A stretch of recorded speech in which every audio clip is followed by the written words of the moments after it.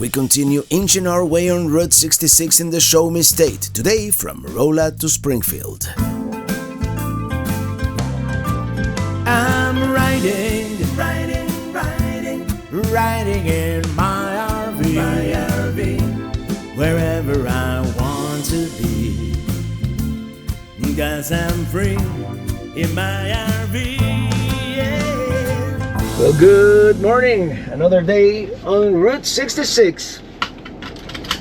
Today we'll hopefully, we have to make it to Springfield today, or the outskirts of Springfield. And again, if we have to backtrack after, we will. But anyway, another successful Harvest Host stay. Very nice folks.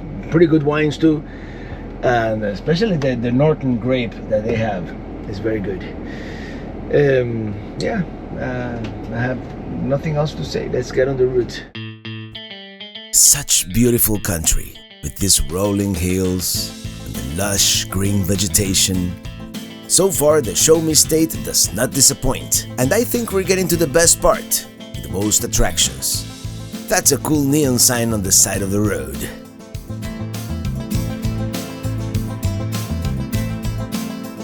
Let's stop by the Mule trading post, although according to Google, it is permanently closed. Do you see a pattern here? Well, if you watched the previous video, you know that many places along the route seem to be randomly closed. And this one, indeed, seems to be permanently closed.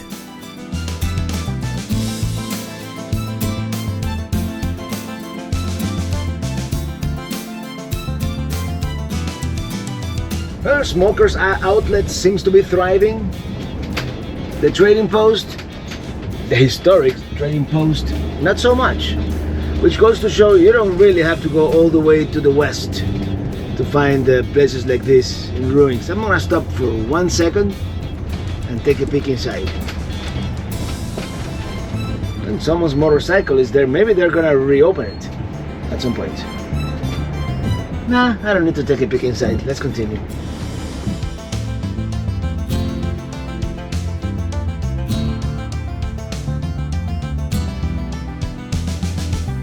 Rolling into Rolla, Missouri. Our next point of interest is located at the Missouri University of Science and Technology. Sometimes universities have the coolest stuff on campus.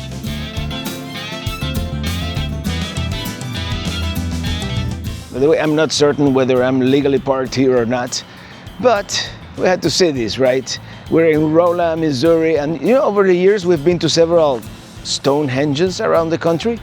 The one in Alabama comes to mind. The Carhenge in Nebraska comes to mind. Well, this one is Rolla Stonehenge. Let's check it out. Let's read on Rolla Stonehenge, a half-scale partial reconstruction of the final stage of Stonehenge. Here we have a weather station.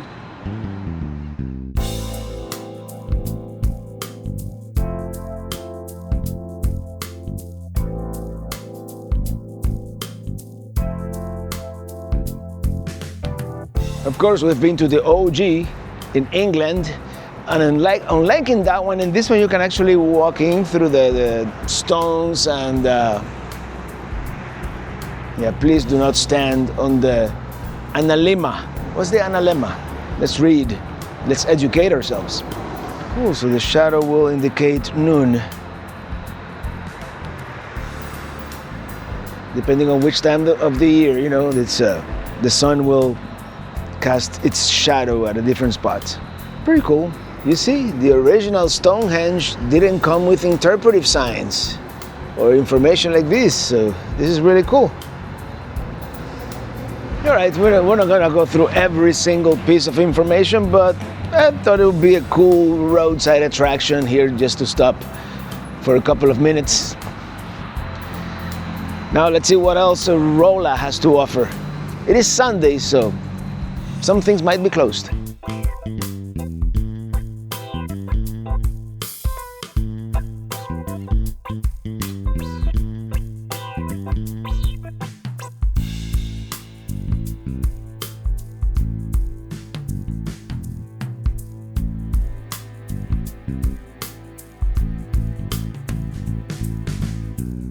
we've decided to have early lunch at this place called the Tater Patch. It comes highly recommended and it is about to open, so that's where we're going. Beautiful weather today, by the way. Here we are.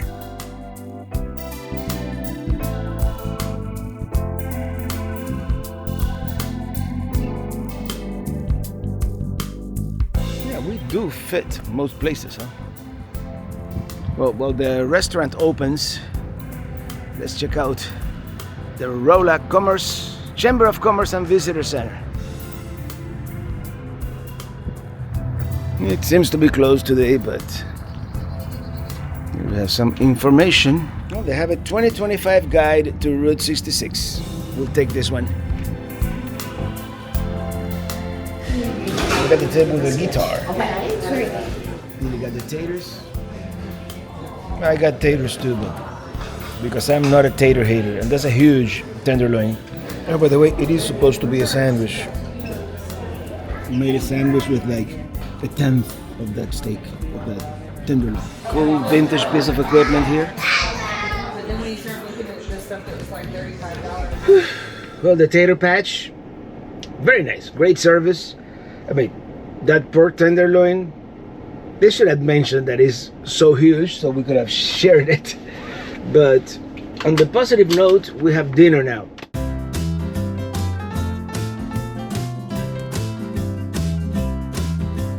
We continue getting our kicks, and it is obviously not through here. But hey, we get to see these antique cars.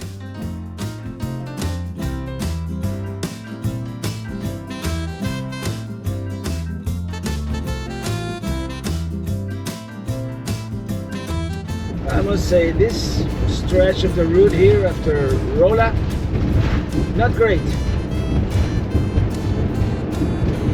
Look at that, the top. It goes up and down. But, you know, taking the interstate would be cheating, right?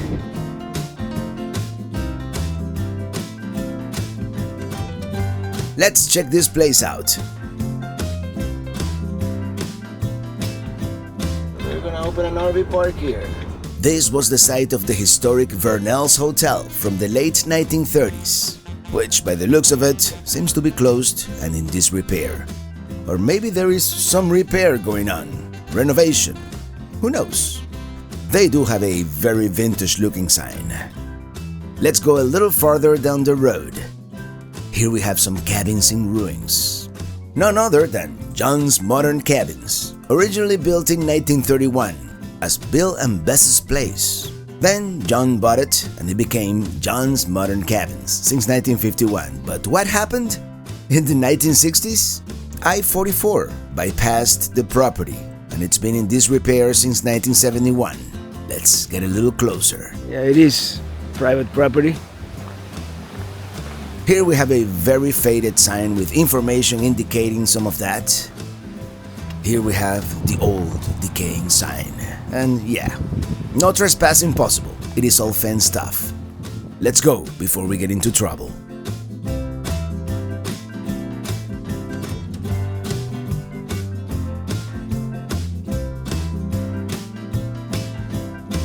We're gonna have to get back on the interstate for a little bit.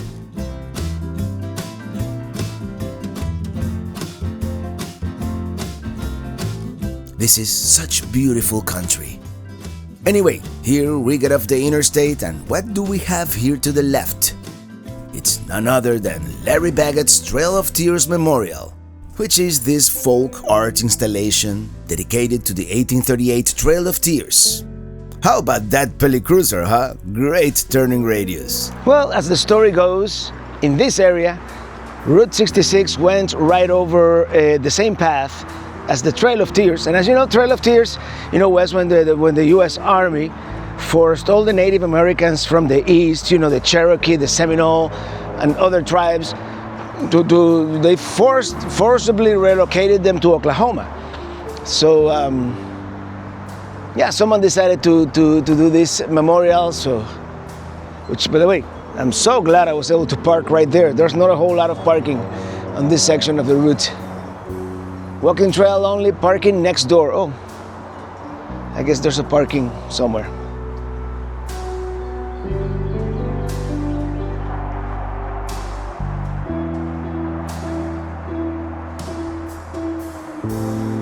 Here's a statue dedicated to Chief Joseph of the Nez Perce tribe, who led a different kind of trail of tears of his own, in an attempt to avoid relocation. Chief Joseph, up here, the broken heart. The artist, Larry Bagget, passed away in 2003, and the installation fell into disrepair for a while, but it is currently being restored. Now, this is a monument dedicated to Geronimo. At least, that's what the lady who owns the property told me. It is very lucky we're here on a Sunday because the installation is only open to the public on weekends. Geronimo wasn't actually part of the Trail of Tears, although his people, the Chiricahua Apache, also faced forced removal from their lands. I wish there was more information about this place. I'd be curious to know what all this means.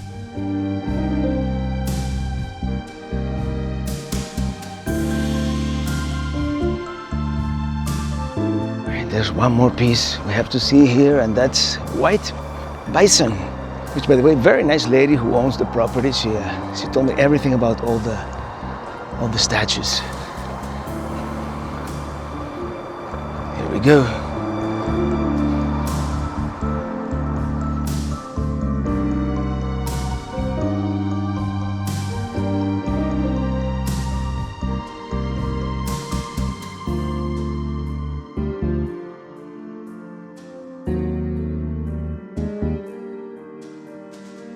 Let's go back down.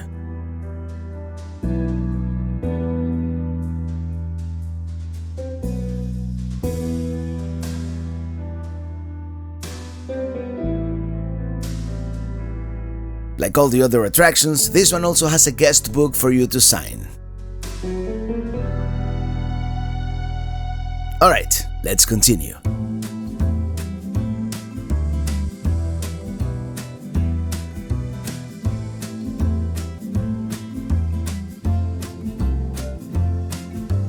This very old and poorly maintained section of the route is called Hooker's Cut. At the time of its completion in 1943, the 90-foot deep cut was the largest of its kind in the United States. It bypassed a narrower and windier alignment and an even narrower bridge. There it is. It seems to be one way only. Alright, let's do it. This is the Devil's Elbow Bridge spanning the Big Piney River, built in 1923 on the Ozark Trails Highway. It carried Route 66 traffic from 1926 to 1943. I'm gonna park here and explore on foot. Well, greetings from Devil's Elbow, Missouri. Let's check out this bridge, it dates back to 1923, so it's, it predates the Mother Road, pretty much. I wonder what this is. According to what I read, the bridge sat in disrepair for a long time, and then a couple of years ago, I think it was 2013, they rehabilitated it. I mean, it says low clearance, but it's still 13.8, so I mean, almost any RV will fit through here. I hope it is safe as a pedestrian to walk on it. It is pretty narrow, but I want to see the river. It is a gorgeous area. Look at those greens and a beautiful day here in Missouri. That looks like a very faded Route 66 shield here on the bridge.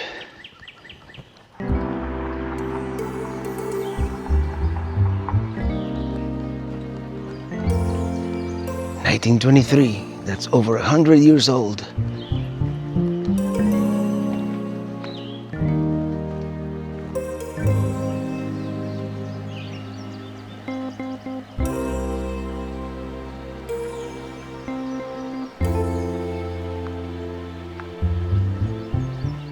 It is so picturesque around here. The Ozarks is an area begging to be discovered and revisited.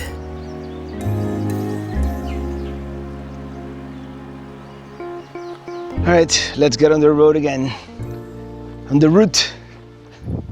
Cool old fire engine here. Anyway, let's get back in Pelly Cruiser and keep going.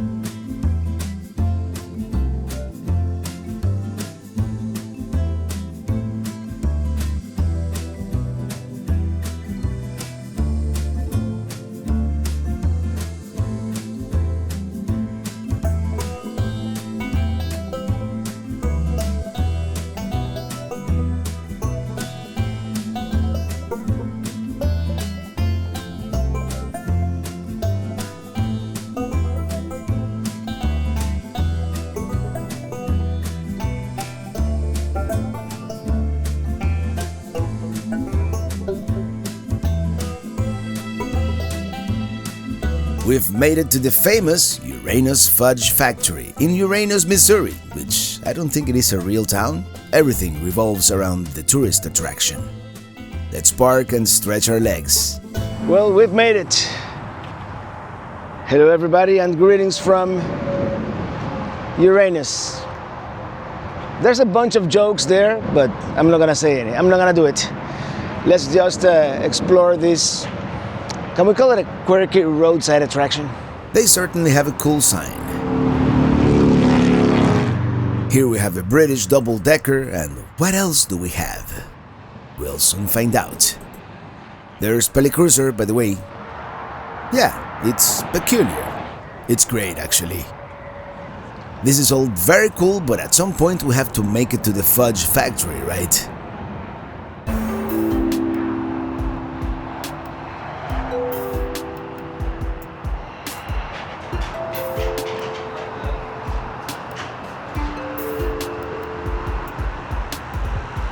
Oh, check it out. It's the world's largest belt buckle.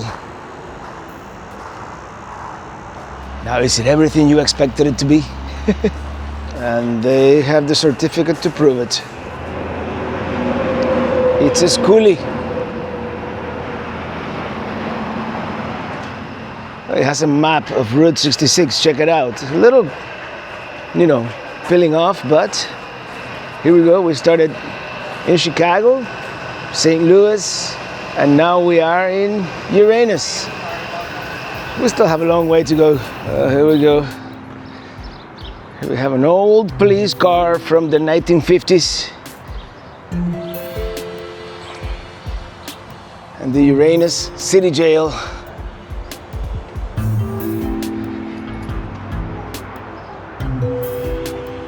This must be the newspaper. Uranus Examiner. How appropriate. I told you there were a bunch of jokes here. I just didn't tell any myself. I'm just showing you. Ooh, there's a circus.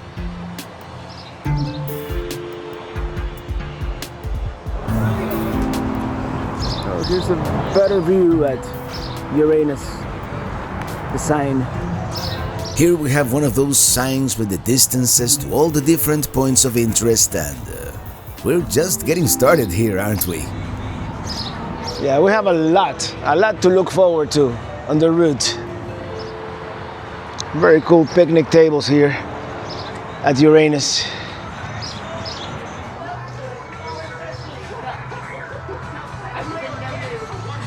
Here we have the famous Fudge Factory. Ooh, check it out, Zoltar. Let's go into the actual store and see what the big deal is about the fudge from Uranus.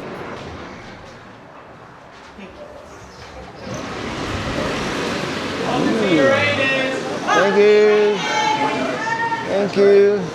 Yeah, the staff is very enthusiastic. No, the chocolate pecan, actually. How much? Well, we got some fudge from Uranus. Let's get out of here. Here we have a rocket and the big sign. Oh yeah. They have stuff all over the place, like this old pickup truck.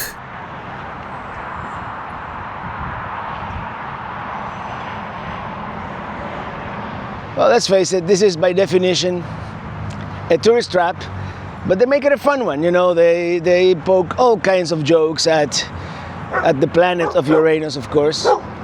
Hey buddy, yeah, check it out. Anyway, in hindsight, maybe I should have parked on this side, much more level.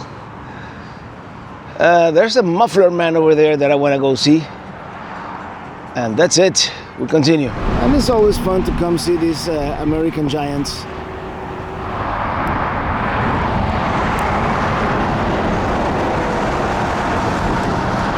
I think he might be the mayor of Uranus.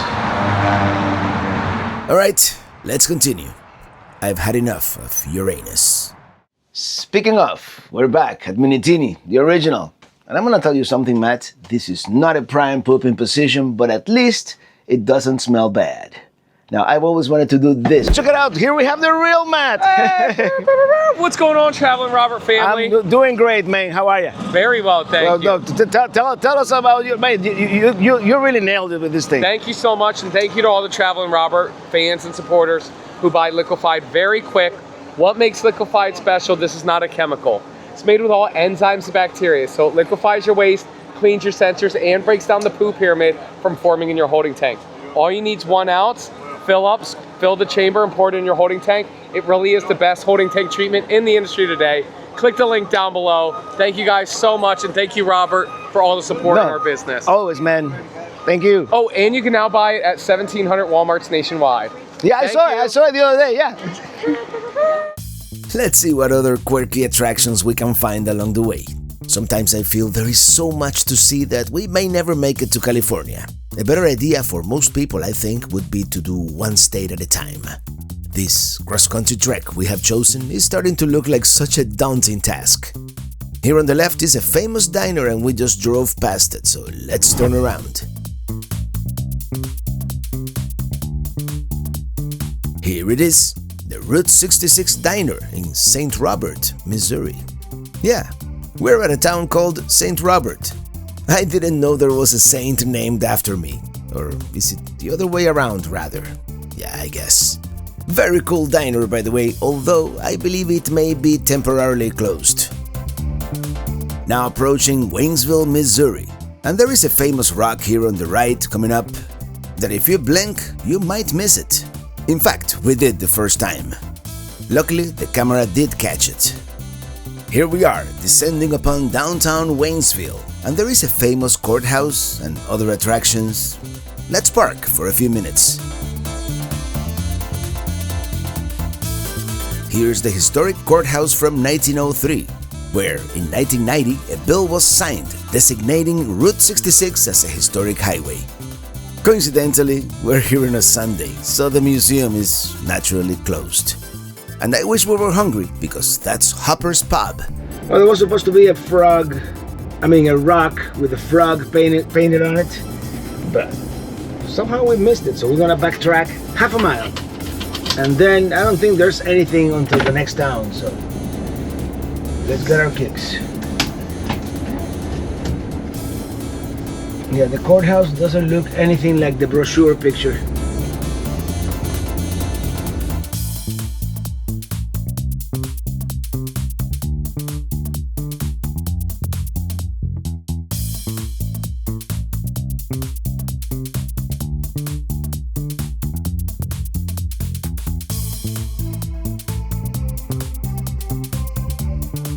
There it is.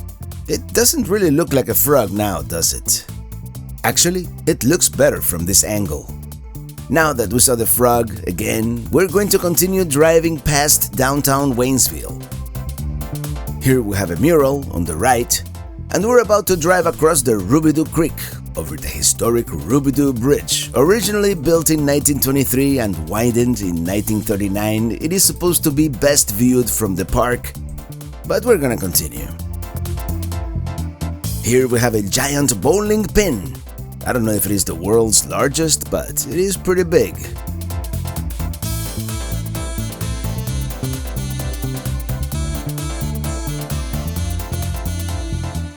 Here, coming up, we have the abandoned Ozarks Cafe. Let's stop for a minute. The service station opened in 1931, although it could be 1932. The sign says 1932 anyway, named after the Gasconade River and the Ozark Mountains, and it grew over the years. In the 1960s, it became a private residence, and now it just sits in ruins right here on the side of the road.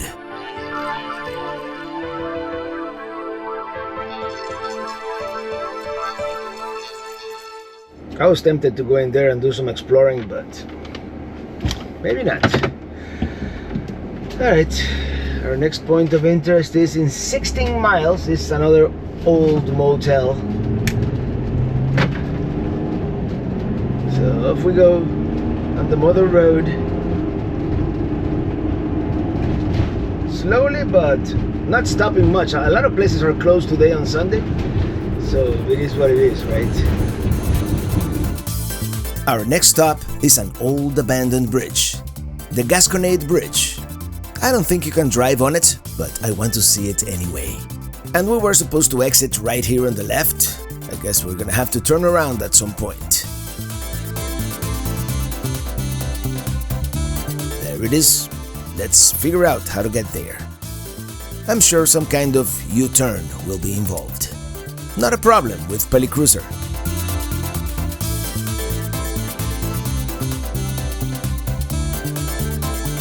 Alright, let's do this.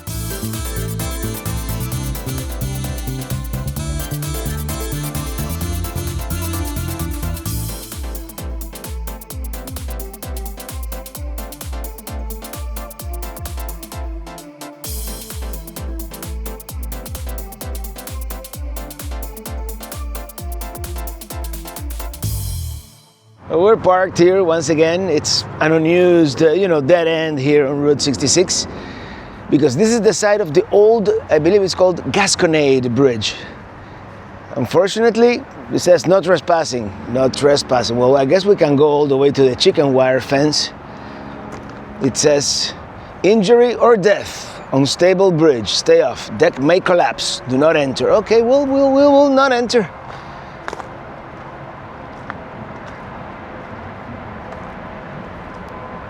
Check it out. An old abandoned bridge on the route. Can you imagine if it collapses right now? It probably won't.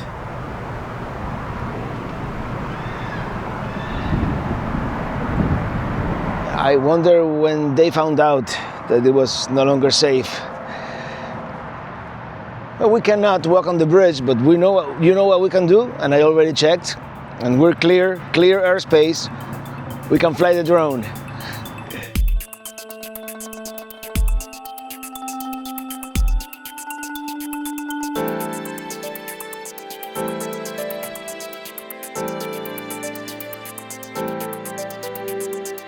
The Ozarks are such a beautiful area and so green this time of the year.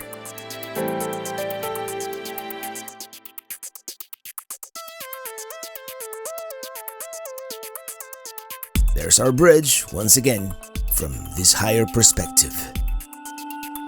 Let's get a little closer, and parental advisory, some of the graffiti may be profane in nature, just so you know.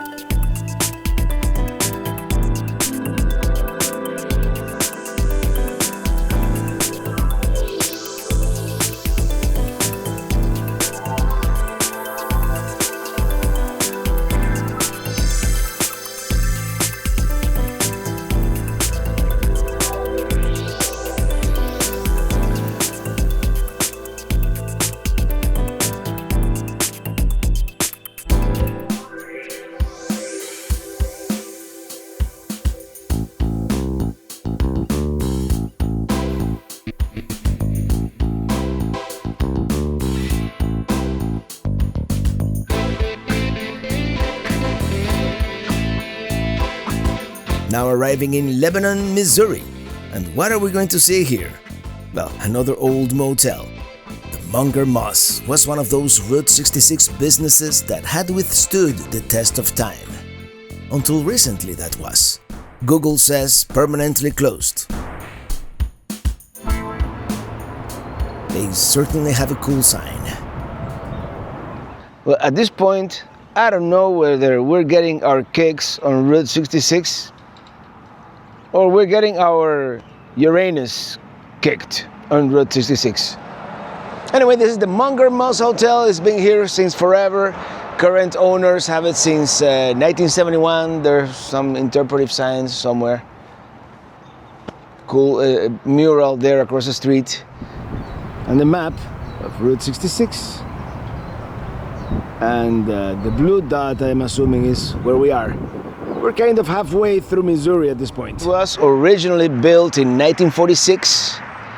purchased, I believe, by Bob and Ramona Leham in 1971. And now I just noticed this sign here that says closed indefinitely. I wonder if they intend to maybe reopen it for the centennial. That would be really cool. Here's a peek inside. Well, let's wander around a little bit. I believe that's the swimming pool, or used to be the swimming pool. And when it was built, it was the first swimming pool in this town. Here we have some Route 66 allegoric signs with distances to different landmarks around the world. And here are distances to other points of interest on the route. And we've visited quite a few of these because we've done some of the, the West Cadillac Ranch, Midpoint, Odell. We visited a couple miles back. We're only 225 from the Blue Whale of Catoosa. Buckingham Fountain, that's in Chicago. Rainbow Bridge, we haven't seen that yet. It would make sense that this would have been the swimming pool at some point. It got filled. So sad that it is closed indefinitely. Cruiser definitely would not fit through there. And here we go. Here we have the old abandoned hotel. Look at all the linens in there. All right. Let's see what else there is to see. And we're gonna make an executive decision in about half an hour and just make a beeline for Springfield. And then, like we've done twice already on this trip, we're gonna backtrack.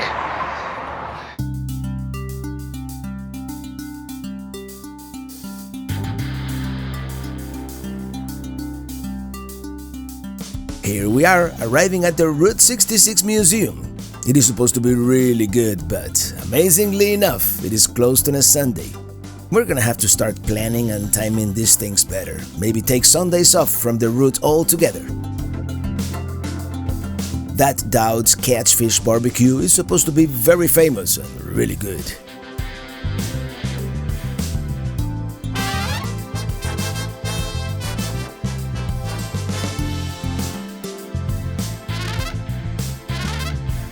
Here's another Route 66 landmark, the Route 66 Antique Mall. We're just skimming through all this because, as I said, everything is closed.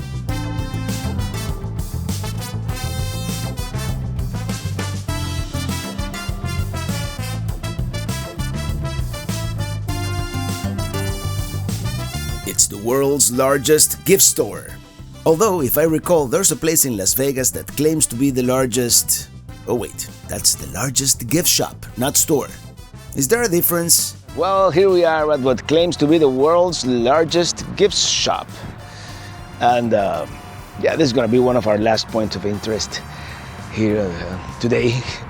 We're about 45 miles if we wanted to make a beeline from Springfield. Oh, we're tired. And this is the candy factory. Let's check it out. Well, here we go. This is Redmond's Candy Factory. I think I got my sugar allowance already at Uranus, but let's check it out anyway. This one is open until 9 p.m.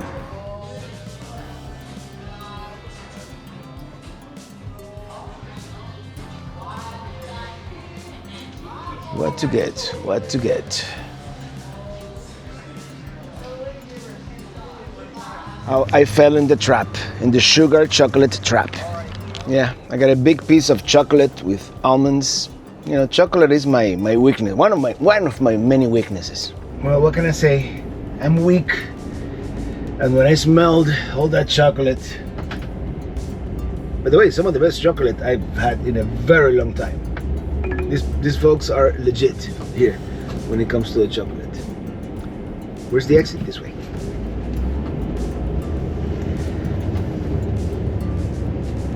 We got 2 more points of interest we're gonna do today.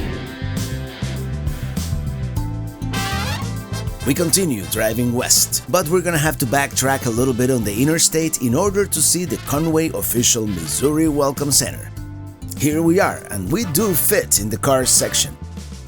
While the actual welcome center is closed, outside they have all these exhibits and the lobby is open. Well, here we got the map on the floor. We're here in Conway, and as you can see, we still have a very long way to go. All the way to Santa Monica. And here the picnic shelters, they all have signs from the route.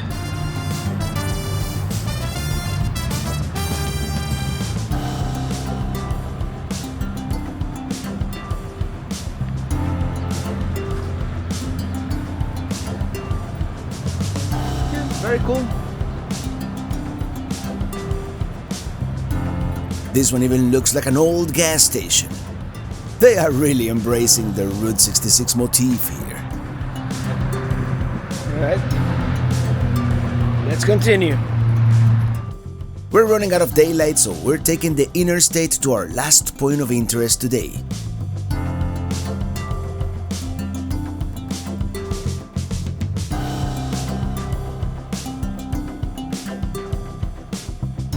It is such a gorgeous afternoon in Missouri. We're going to make one final stop today here in Marshfield.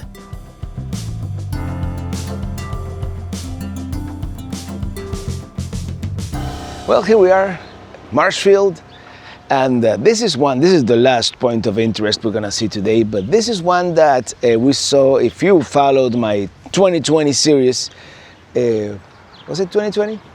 I believe so. We did a short section of Route 66, and here it is. Marshfield is the birthplace of astronomer Edwin Hubble, immortalized in 1990 when the Hubble Space Telescope was named after him. Here we have a not to scale replica of the Hubble Telescope. Here we have the commemorative plaque, erected in 1999. Very cool.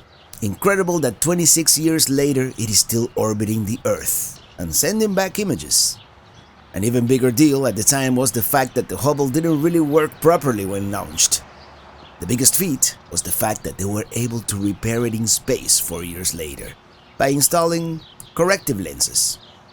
Let's go all the way around it, see it from every angle, as this is, as I mentioned, our very last stop today.